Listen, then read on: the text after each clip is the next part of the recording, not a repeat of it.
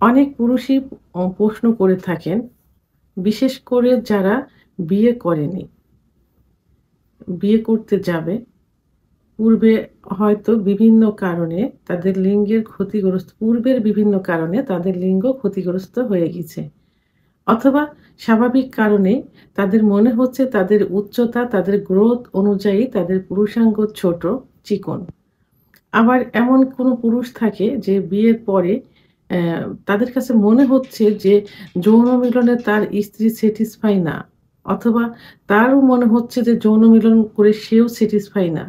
সেই ক্ষেত্রে অনেক পুরুষই প্রশ্ন করে থাকেন যে মেয়েরা বিশেষ করে স্ত্রীরা কেমন পুরুষাঙ্গ পছন্দ করে থাকে? এ বিষয় নিয়ে এখন আমি আলোচনা করব।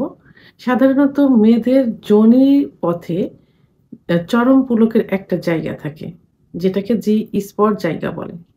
যেখানে পুরুষের পুরুষাঙ্গ ঘর্ষণের কারণে বীর্যপাত হয়ে থাকে। তো জায়গাটার অবস্থান যদি শর্ট মেয়ে হয়ে থাকে সেক্ষেত্রে যোনির মুখ থেকে ১.৫ থেকে ২ ইঞ্চি ভিতরে। আর যদি একটু লম্বা মেয়ে হয়ে থাকে সেক্ষেত্রে ২ থেকে ২.৫ ইঞ্চি ভিতরে থাকে। আর এর অবস্থান যোনির উপর প্রান্তে, অর্থাৎ যোনি কিন্তু রাউন্ড গোলাকার। নিচে রেকটাম অর্থাৎ মলদ্বার, দুপাশে রান থাকে, উপরে প্রস্রাবের নালী। প্রস্রাবের নালীর ঠিক নিচের দিকে জি স্পট জায়গার অবস্থান।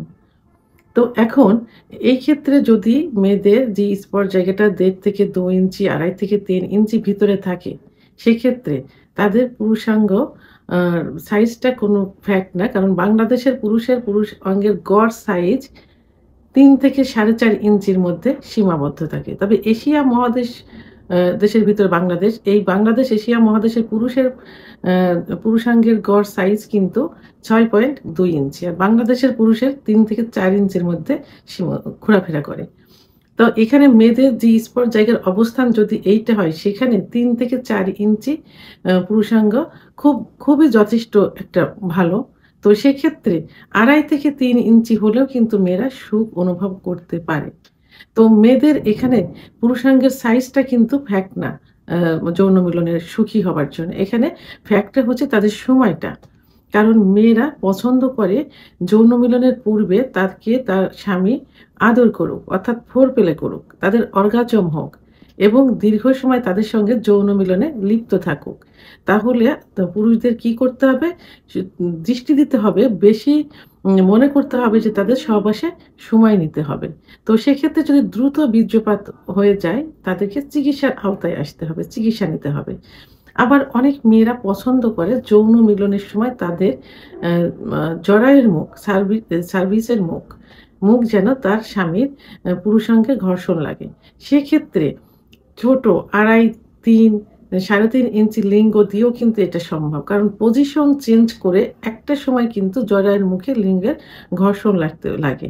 ঠিক সেই পজিশনটা মনে রাখতে হবে। মনে রেখে সেই পজিশন অনুযায়ী যৌন কার্য সম্পাদন করতে হবে। তাহলে মেয়েরা এবং স্বামী দুজনেই কিন্তু সুখ অনুভব করতে পারবে। তাহলে এখানে ফ্যাক্ট কোনটা? এখানে ফ্যাক্ট হচ্ছে যে দীর্ঘ সময় ধরে সহবাসে লিপ্ত থাকা এবং স্ত্রীকে পর্যাপ্ত পরিমাণে আদর করা। যখন কোনো খেলার মাঠে ফুটবল খেলা হোক আর ক্রিকেট খেলা হোক, সেখানে কিন্তু উচ্চমানের প্লেয়ারও থাকে। মানে লম্বা প্লেয়ার থাকে, আবার শর্ট প্লেয়ারও থাকে। তাই এখানে পারফরম্যান্স কিন্তু অনেক সময় দেখা যায় যে লম্বা প্লেয়ারের থেকে কিন্তু শর্ট প্লেয়ারও করে থাকে। তো দুজনই করে। শর্টও করতে পারে, লম্বাও করতে পারে। তাহলে পারফরম্যান্স এর ক্ষেত্রে কিন্তু এখানে লম্বার কোনো বিষয় না। ও যোগ্যতার বিষয়।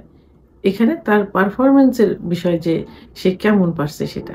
তো সেহেতু লম্বা লিঙ্গের এখানে কোনো বিষয় না। তবে হ্যাঁ, মেয়েরা একটু হেলথি অর্থাৎ মোটা পুরুষাঙ্গ পছন্দ করে থাকে। কি কারণে? কারণ মেয়েদের যোনিপথ কিন্তু রাবারের মতো। রাবার যেমন টানলে বলে, যোনিপথ দিয়ে কিন্তু লিউকোরিয়া যায়, যৌন মিলন হয় এবং বাচ্চার ডেলিভারি হয় নরমাল ডেলিভারির ক্ষেত্রে। আবার যাদের সিজার হয় তাদের ক্ষেত্রেও কিন্তু জায়গাটা প্রশস্ত। কারণ আল্লাহ তাআলা কিন্তু জায়গাটা নির্ধারণ করে রেখেছেন বাচ্চা ডেলিভারির জন্য। তো সেক্ষেত্রে জায়গাটা একটু প্রশস্ত, একটু ওই আ ই লুজ হয়ে যায়। তো মেয়েরা কিন্তু স্বামীর পুরুষাঙ্গর ঘর্ষণ তার ওয়ালে, যোনিপথের ওয়ালে লাগুক, এটা কিন্তু তারা সুখ অনুভব করে, পছন্দ করে।